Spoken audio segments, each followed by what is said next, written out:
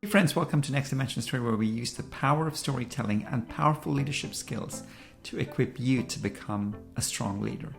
Now, a couple of days ago, we had a very interesting topic with some of our subscribers and attendees of courses and other content we have, which is how can conflict be one of your biggest growth opportunities as a leader? That's right. How can conflict be one of your biggest growth opportunities as a leader?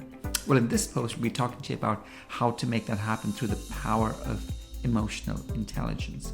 Now, the reality is when you have a conflict in a meeting or in a work environment, and it's bound to happen, if you are a leader who's not trained on emotional intelligence, then during the conflict, what happens to our brains is the amygdala triggers what's called flight or fight. It's a response that's woven into our DNA, our neuroscientific DNA, to where when there's pressure and there's conflict, people either get aggressive and start fighting and arguing, or they want to leave the room. And in such situations, you can't use creativity to solve the problem. People are not in the right mindset to have a constructive conversation on how to navigate through the conflict. However, emotionally intelligent leaders create a psychological safety net. They create a safety net by acknowledging emotions and then by engaging the prefrontal cortex, which is that part of the brain that looks after creativity and creative problem solving. So leaders who are not trained on EI won't know what to do in the midst of a conflict. The amygdala triggers flight or fright. But those who are trained with strong emotional intelligence techniques will create a psychological safety net.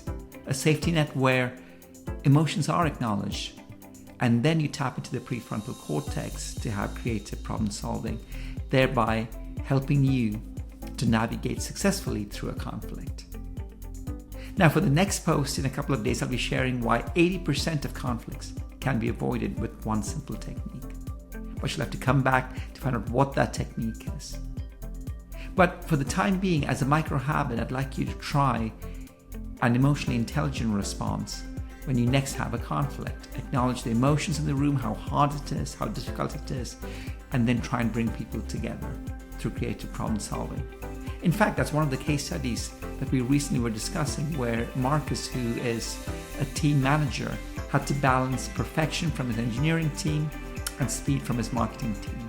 That's a cross-functional nightmare.